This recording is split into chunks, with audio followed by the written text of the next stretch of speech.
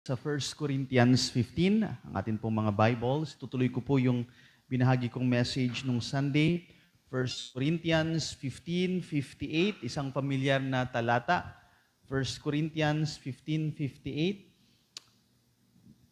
Basahin natin ng sabay-sabay. 1 Corinthians 15:58. 1 Corinthians 15:58. Ready, read. Therefore, my beloved brethren, be ye steadfast, unmovable, always abounding in the work of the Lord. For as much as ye know that your labor is not in vain in the Lord. Our gracious God and Heavenly Father, maraming salamat, Panginoon, sa paalala ng iyong mga salita. At salamat din, Panginoon, sapagkat ang amin pong ginagawang paglilingkod sa iyo, sa aming pagsunod sa iyong panawagan, sa pagpapagamit namin ng aming mga talento, sa mga spiritual gifts na pinagkakalob namin sa iyo, hindi ito sayang lahat, dear Father. Kaya I pray na lagi niyo kaming paalalahanan sa panahon na napapagod kami, sa panahon na gusto na naming mag-quit, nangihina. Paalalahanan niyo po kami na hindi po sayang at magtuloy-tuloy lang kami sa paglilingkod sa iyo. Kaya ito, Lord, ang aming dalangin sa pangalan ng Panginoong Jesus. Amen and amen. Makakaupo na ang bawat isa. Again, ang pamagat po ay it's not in vain.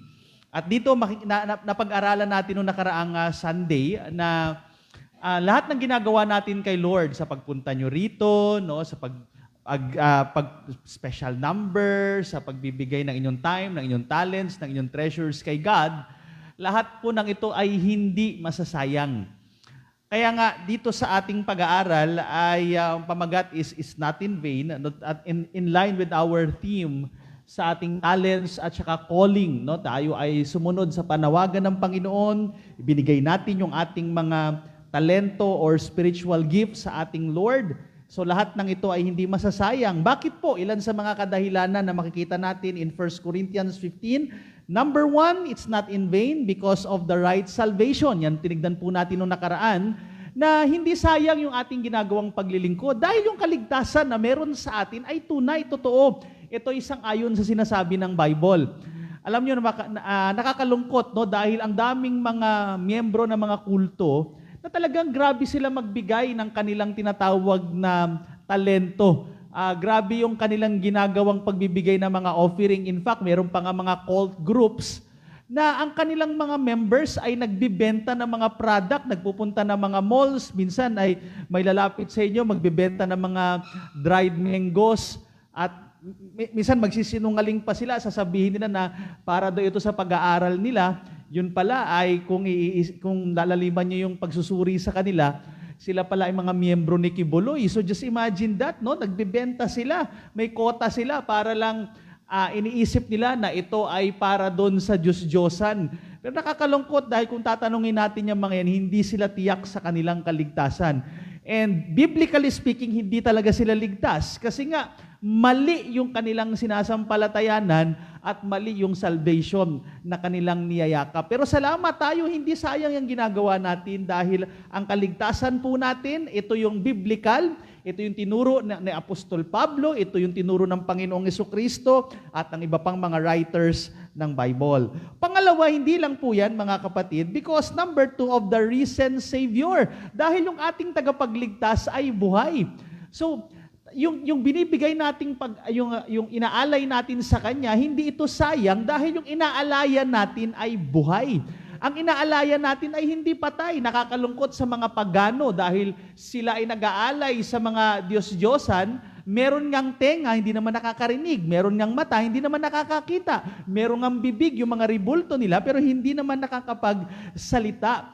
At yung mga founders ng kanilang samahan ay kahit hanapin natin sa Google image, makikita natin na saan nakalibing yung kanilang mga religious founder, at hanggang ngayon po, pag tinignan natin, ay patay pa rin yung kanilang sinasampalatayanan, yung kanilang leader sa kanilang samahan. So nakakalungkot yung ganoon dahil ang kanilang pananampalataya ay patay. Hindi kagaya ng ating pananampalataya, ang ating Savior ay buhay. Kaya nga, maraming mga followers si Christ na they are willing to die kahit sila ipakain sa leon, kahit sila sunugin ng buhay, kahit balatan sila ng buhay, o anumang torture ang gawin sa kanila, historically speaking, hindi sila takot mamatay dahil alam nila yung kanilang pinaglilingkuran, ang Diyos na kanilang binabahagi, ang ating Panginoong Hesukristo ay buhay, mga kaibigan at mga kapatid. Kaya hindi sayang yung ginagawa nating paglilingkod. Hindi sayang yung offering na binibigay natin. Hindi sayang yung oras na inaalay natin sa ating tagapagligtas dahil ang tagapagligtas po natin ay buhay. Pangatlo po, mga kapatid, dito na naman po yung ating pag-aaral. Hindi po baliwala or it's not in vain yung ating pong labor na ginagawa sa Panginoon because number 3, because of the rapture of the saved. Makikita natin doon po sa 1 Corinthians 15 pa rin, magja-jump po tayo. Let's look at verse number 51. Tignan natin hanggang sa mga susunod na mga verses. Sabi po ng verse 51, "Behold, I show you a mystery. We shall not all sleep, but we shall all be changed." So sinasabi po rito, mga kapatid, we shall not all sleep. Ito yung figure of speech na tinatawag na euphemism na tumutukoy po sa atin na mga mananampalataya na hindi lahat ay makakaranas ng physical death. At sabi rito, but we shall all be changed. Pero lahat po makakaranas ng pagbabago. May transformation na mangyayari sa atin. Then sabi ng verse 52, in a moment, in the twinkling of an eye, at the last trump, for the trumpet, ayan, tumunog na. No? Tumunog na. And the last trump, for the trumpet shall sound, and the dead shall be raised incorruptible, and we shall be changed. Verse 53, for this corruptible must put on incorruption, and this mortal must put on immortality. So mga kapatid, sinasabi po ng verse 51 na sinasabi ni Paul, I show you a mystery. Yung salitang mysterion sa salitang Griego, ito ay tumutukoy sa mga teachings na hindi po ganun kalinaw pagdating sa Old Testament. Pero sa New Testament, binigyang linaw ito, binigyang diin ito na hindi lahat ng mananampalataya ay makakaranas ng tinatawag na pisikal na kamatayan. So, dito ho mga kaibigan at mga kapatid, ang ating ginagawang paglilingkod sa Panginoon ay hindi masasayang sapagkat isang araw kukunin tayo ng ating Panginoon. At hindi lang yan mga kaibigan at mga kapatid, number 1, tingnan natin ang ilan sa mga terms associated po dyan sa rapture. Number 1, yung salitang glorification. Glorification. Ito hong glorification, lahat ng mga mananampalataya, babaguhin mula sa corruptible, magiging incorruptible. Tayo po ay corrupt. Kaya nga mga kaibigan at mga kapatid, nung tayo po ay nanampalataya sa Panginoong Hesukristo bilang ating tagapagligtas, nanahan sa atin ang Holy Spirit, pero wala namang lumalabas pa sa atin. Andito pa rin yung old nature po natin. Kaya nga tandaan nyo po, ang tayong mga tao, meron tayong tatlong bahagi. Meron tayong spirito, meron tayong kaluluwa, at meron tayong katawan. Nung tayo po ay naligtas, yung ating spirito ay muling nagkaroon ng connection, nabuhay po siya, nagkaroon ulit ng connection doon sa atin pong God the Father sa pamamagitan ni Jesus Christ. Kaya nga di ba sinasabi doon sa book of Ephesians chapter 2 verse 1, you were dead. Kayo'y mga dating patay, pero nabuhay na spiritually speaking dahil may connection na tayo sa ating God the Father. Kaya nga, God and sinner reconciled, sabi nga ng awitin na madalas nating naririnig tuwing December, meron tayong connection, yun yung ating spirit. Pangalawa naman, yung ating kaluluwa, mga kaibigan at mga kapatid, nang tayo po'y manampalataya sa Panginoong Hesukristo bilang ating tagapagligtas, pag tayo po'y namatay, ang ating kaluluwa ay hindi na mapapahamak sa impyerno. Absent from the body and present with the Lord. Meron na po tayong heaven na patutunguhan. Yan po ang kagandahan. Pero nung tayo po'y nanampalataya, hindi pa po maayos ang ating pisikal na pangangatawan. Kaya nga pag naglilingkod tayo sa ating Panginoon, hindi ho exempted na pwede kang magkasakit. Hindi exempted na ikaw ay sasakit ang iyong mga balakang. Hindi exempted na sasakit ang iyong ulo. Kasi nga hindi pa maayos yung ating physical body. Kaya talagang minsan struggle po tayo, lalo pag naapektuhan yung health natin as we serve the Lord. Pero nakakatuwa po sapagkat may mga kapatiran tayo na kahit may mga nararamdaman physically, sila pa rin ay patuloy na naglilingkod sa Panginoon. Patuloy pa rin sila sa pagdalo sa mga pananambahan, bagamat meron tayong live streaming, pero sila po ay hindi nakontento po doon. Pumupunta talaga sila dito at malaking encouragement po yan sa bawat isa dito po sa Faith Baptist Church. Pero huwag kayo mag-alala dahil sa sinasabi ng Bible, isang araw po lahat ng ginagawa natin dito o lahat ng meron sa atin physically, darating ang panahon, aayusin ng Panginoon yung atin pong physical na pangangatawan. Tingnan natin tong isang pamilyar na talata from 1 Thessalonians chapter 4, 16 to 18. Pamilyar na po tayo dito, pero hayaan nyo pong basahin ko ulit. 1 Thessalonians 4:16 to 18, connected po ito doon sa binasa nating talata kanina in 1 Corinthians chapter 15 mula po sa verse 51. Ano po ang matutunghayan natin sa talata? For the Lord Himself shall descend from heaven with a shout, with the voice of the archangel, and with the trump of God, and the dead in Christ shall rise first. Darating ang panahon, merong magsasalita, merong magsisigaw mula doon sa kalangitan, ang ating Panginoon, siya'y bababa, tatawagin niya, sabi nga rito, descend from heaven, with a shout, with the voice of the archangel, with the trump of God, and the dead in Christ shall rise first. So yung mga nauna ng mga namatay na mga mananampalataya, sila yung unang bubuhayin ng ating Panginoon. At alisin nyo po sa isip nyo na ito ay zombie apocalypse. Hindi ito zombie apocalypse. Pag sinabing buhay, buhay aayusin talaga ng Panginoon. Mula sa corrupt, magiging incorruptible, magiging maayos, physically speaking. Verse 16. At tuloy po natin. O next verse. Sabi po rito, no, bababa ang ating Panginoon at hindi lang yan, sa pagbaba ng ating Panginoong Yesus, uunahin niya yung mga patay at hindi lang yan, isusunod niya po yung mga buhay. Okay? Kaya nga, hindi lahat po tayo makikinabang sa St. Peter. Hindi lahat. Kasi merong, pag dumating itong panahon na ito, it's a twinkling of an eye. Sabi pa nga, kung itutuloy pa natin dun sa 1 Thessalonians chapter 5, verse 1, na parang darating itong araw na ito, na parang merong magnanakaw sa gabi. So, ibig sabihin, biglaan itong darating. Wala itong mga senyales, bigla na lang darating itong event na to, kukunin po lahat ng mga mananampalataya, uunahin ng mga patay, isusunod po yung mga buhay, at aayusin ng Diyos ang ating katawan physically. Kaya hindi mawawala later on, mawawala na itong mga rayuma na ito, yung mga migraine na ito, yung mga vertigo, mawawala na lahat ng 'yan. Aayusin 'yan ng Panginoon. At hindi po binigay sa atin ng Bible ang specific na kung anong edad magmumukha tayo, anong edad. No? Ano ba tayo? Mukha ba tayong 30 anyos? Mukha ba tayo 18? Hindi ko po alam.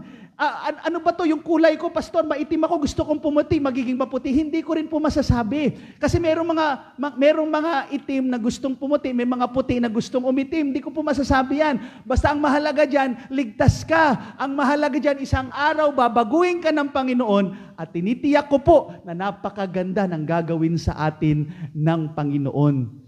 Ano po yan? Surprise! Sorpresa yan sa atin kung ano man ang gagawin sa atin ng Panginoon. Bahala na po siya. Alam ng Panginoon ang ginagawa niya. Ang mahalaga, save ka. At hindi lang yan, magpagamit tayo sa Panginoon dahil ang lahat ng ginagawa natin pala sa Kanya ay hindi po masasayang. Pangalawa, mga kapatid, let's look at the golden crowns. Kasama din po niyan, pag kukunin na tayo ng Panginoon, of course, magkakaroon tayo ng awarding pagdating doon sa kalangitan. Kaya nga, dito makikita natin yung ilan sa mga crowns. By the way, sa Bible po, hindi lang mga crowns, marami pang mga rewards. Hindi na natin kayang isa-isahin. Medyo limited ang time natin ngayong gabi. Pero makikita natin lahat ng ginagawa nating paglilingkod sa Panginoon, lahat pala ng yan ay hindi po masasayang. Like for example, merong letter A, merong crown for runners. Mga kapatid, sa 1 Corinthians chapter 9, verse 24 to 25, mababasa po natin yan, na merong binabanggit po doon na yung mga tumatakbo na nagpapatuloy sa paglilingkod sa Panginoon. Sabi nga, know ye not that they which run in a race run all, but one receiveth the prize? So run, that ye may obtain, and every man that striveth for the mastery of the temperate in all things. Not they do it to obtain a corruptible crown, but sabi niya, but we an incorruptible. So merong tinatawag na incorruptible crown. Crown for runners, nagpapatuloy sa pagtakbo sa buhay na ito. Kaya kung nagpapatuloy ka sa paglilingkod sa Panginoon, hindi ka nagkikwit, hindi sayang yung ginagawa mo, magkakaroon ng crown later on, mga kapatid. Hindi lang yan, crown for soul winners. Kaya yung mga nagbabahagi ng salita ng Diyos, yung nakikibahagi ng gospel sower natin, hindi sayang yan. Kahit na parang every Saturday, tayo na lang. Minsan maaring gumaganyan na po sila, pero relax lang. Huwag kayong mag-alala, sapagkat yung ginagawa po na yan, kahit hindi man po masyadong napapansin, kahit na parang minsan ang hirap mag-recruit, pero yung mga nagpapatuloy na nagbabahagi ng Ebanghelyo ni Kristo, mga kapatid, meron kayong crown of rejoicing na sinasabi ng Bible. Hindi sayang ang mga ginagawa po ninyo. In fact, ang nawawalan yung mga hindi sumasali. Kaya yung mga sumasama sa sower, blessed na blessed kayo. No? Maaring hindi nyo pa nakikita sa ngayon, pero yung ginagawa nyo pala, nag-iimpok lang kayo. Nag-iipon lang kayo. Balang araw, pagharap nyo kay Jesus Christ, dun sa Bema Judgment, meron pala kayong corona. Crown of rejoicing, mga kapatid. Letter C, merong crowns for anticipators. Ito yung mga naghahanda sa pagdating ni Christ. Sila yung mga alerto na alam nila darating anytime ang Panginoon kasi walang sinabi kung anong date. Darating siya. Kaya nga sabi po dito, merong tinatawag na crown of righteousness. Sino po yan? Unto all them also that love His appearing. Kaya yung mga taong handa, lagi sila nag-a-anticipate, darating na ang Panginoon, darating na, inaayos ang kanilang buhay, inaayos yung kanilang paglilingkod. Dahil alam nilang anytime darating ang Master, hindi masasayang yung ginagawa. Next pa. Sa James chapter 1 verse 12, merong mga korona sa mga tapat. Sabi nga ng James 1:12, blessed is the man that endureth temptation. For when he is tried, sinusubok, he shall receive the crown of life. Kaya kung ikaw man, yung isang mananampalataya na nakaranas ngayon, na walang ka ng bahay, binaha kayo dahil sa tindi ng bagyo. Pero hindi nawala ang iyong pagiging tapat sa Panginoon. Kaibigan, kapatid, hindi sayang yung katapatan na meron ka. Maaring sa ngayon parang api ka, nawalan ka ng ari-arian, nawalan ka o maaring nasira ang iyong gamit o yung iyong bahay nung nakaraang lindol. Pero nagtatapat ka pa rin sa Panginoon, then hindi ka lilimutan niya ng Diyos. Masakit pong mawalan ng ari-arian. Pero alam nyo, lagi nyo lang tatandaan na lahat ng yan ay sa Diyos. The Lord give and the Lord taken away. Minsan masakit. Pero kung iisipin mo, Lord, hindi kasi sa akin to, sa iyo ito. Kung binigyan mo ako, salamat. Kung kukunin mo, salamat pa rin. Magpapatuloy pa rin ako sa iyo. Kasi hindi naman tayo taga rito eh. Yes, maaaring nag-invest ka, pero ang magiging primary investment natin is yung eternal investment. Kasi lahat ng meron po sa atin, sa Diyos naman po lahat ng yan. At panghuli po, merong crown for pastors or shepherds. Nag-aalaga ka, meron kang inaalagaan. 1 Peter 5:4, And when the chief shepherd, darating si Christ, the chief shepherd shall appear. Anong gagawin niya? Ye shall receive a crown of glory that fadeth not away. Sa mga elders, sa mga overseers, sa mga nag-aalaga po, may mga inaalagaan, may mga tinuturuan. Mga kaibigan at mga kapatid, hindi sayang. Dahil darating yung pinaka-ultimate, pinaka-great shepherd po natin na pagdating niya, pagpapalain niya, o bibigyan niya ng reward ang lahat ng mga naglilingkod sa Kanya. Kaya kung ikaw ay nagdi-disciple ngayon, kung ikaw ngayon ay nagtuturo, may inaalagaan ka, parang hirap, nakakapagod, relax. Una sa lahat, hindi naman ikaw nagbibigay ng increase niyan. Gawin mo lang ang para sa Panginoon. At darating naman ang panahon, magkakaroon ka ng reward. Alisin din natin yung, ano ba ito, paramihan? Hindi, patapatan ng laban. Tandaan niyo po, maraming mga karakter sa Bible na para bagang kung titignan natin sa quantity, parang wala. Jeremiah nga, walang na-convert eh. Pero tuloy lang, tuloy lang, tuloy lang. Kasi at the end of the day, hindi naman tayo sa tao haharap eh. Haharap tayo sa Diyos. Minsan parang may mga pastor sa mga probinsya na intimidate sila. Oh, may mga pastor, ang lalaki ng mga first fruit, ang lalaki ng building. Sa amin, maliit lang building namin, konti lang member namin. Relax, pastor. Hindi ka sa tao naglilingkod. Hindi sukatan yung dami, yung kotse ni pastor ganito, yung motor ni pastor ganito. Hindi yan ang sukatan. Tuloy ka lang sa paglilingkod sa Panginoon. Yung motor, mawawala yan. Yung sasakyan, mawawala yan. Itong mga building, mawawala lahat ng ito. Pero yung ginagawa mo sa Panginoon, hindi yan mababaliwala. Kaya tuloy lang. At panghuli po, mga kapatid, itong pinakagusto ko sa lahat. Pag kinuha na tayo ng ating Panginoon, number 3, God's presence. Ang pinakamasarap na reward sa lahat, makikita na natin face to face ang atin pong Creator. Sabi nga po, balikan natin yung 1 Thessalonians 4:17, then we which are alive and remain shall be caught up. Kukunin po tayo. Together with them in the clouds to meet the Lord in the air, and so shall we ever be with the Lord. Mga kaibigan at mga kapatid, kukunin tayo ng Panginoon. Makakasama na natin si Lord forever. Yan ang pinakamaganda sa lahat. Ngayon, nababasa lang natin siya. Nakakasama natin siya spiritually, pero hindi pa physically. Pero darating ang panahon, makikita na natin face to face ang atin pong Panginoon. Sabi nga ng 2 Timothy 2:12, if we suffer, we shall also reign with Him. Yes, may mga sufferings. Asahan natin yan. Kahit mananampalataya ka, kahit tapat ka, makakaranas ka ng mga sufferings sa mundong ito. Yan ang mga dapat nating asahan. Pero hindi lang naman pala sufferings. Meron ding reign. Mamumuno din tayo with the Lord isang araw, mga kapatid. Sabi pa ng Revelation 20 verse 6, blessed and holy is he that hath part in the first resurrection. On such the second death hath no power, and they shall be priests of God and of Christ, and shall reign with Him 1,000 years. Mga kapatid, magre-reign tayo together with Christ. Kasama natin siya.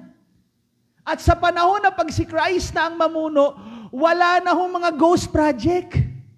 Wala na lahat yan. Wala nang mga hocus-pocus na mga magnanakaw sa government, magkakaroon ng perfect government, at si Christ, ang King of Kings, Lord of Lords, kasama natin siya na mamumuno sa mundong ito.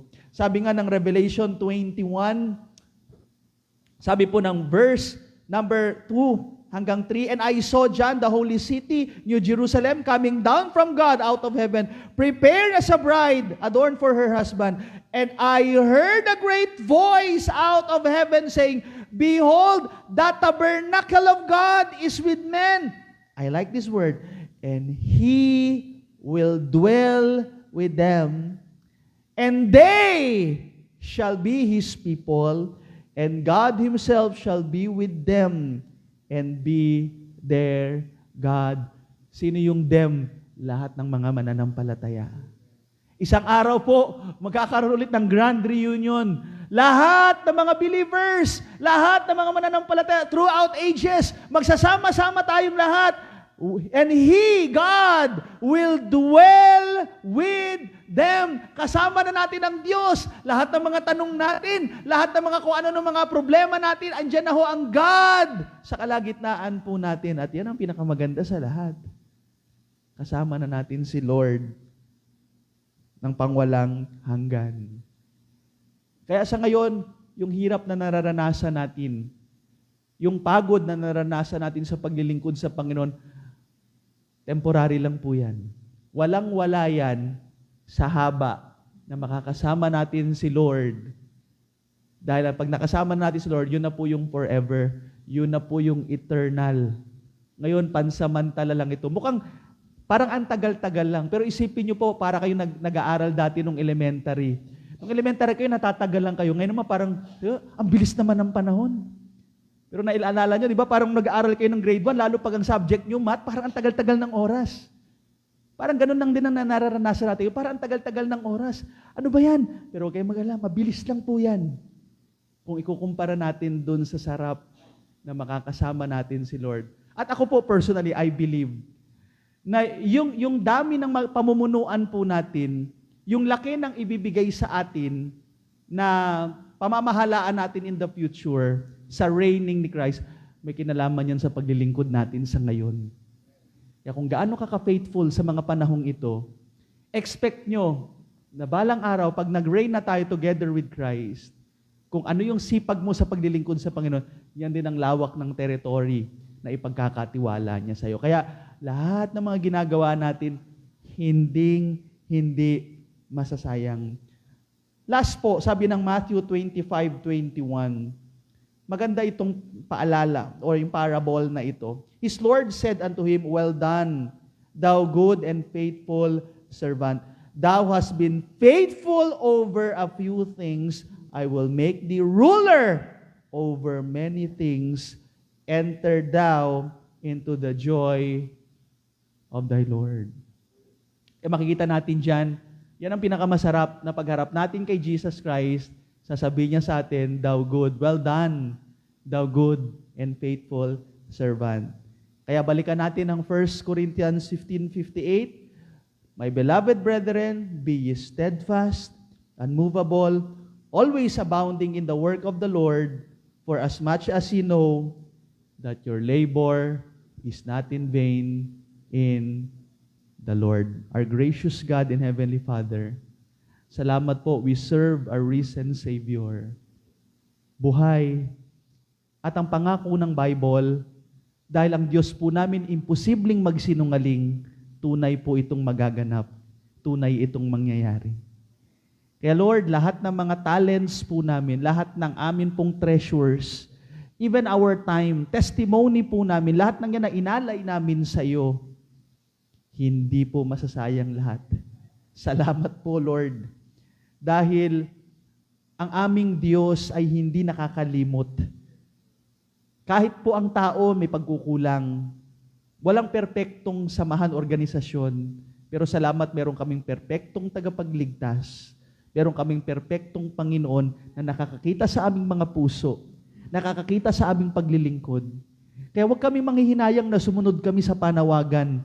Huwag kaming manghihinayang sa aming mga sacrifices na ginagawa sa iyo. Walang-wala ito compared doon sa magiging glory na ipagkakaloob mo in the future. Kaya tiis lang kami, Panginoon.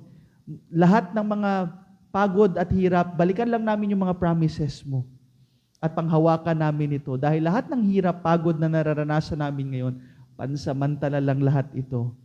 Darating ang panahon, wala nang hirap, wala nang sakit, makakasama ka namin face to face at wala na pong sasarap pa sa mga bagay na ito. Bless niyo po ang mga kapatiran sa Faith Baptist Church na tuloy lang sa paglilingkod.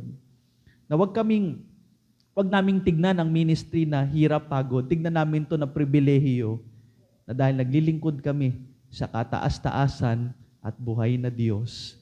Ito ang aming dalangin sa pangalan ng Panginoong Hesus. Amen and Amen.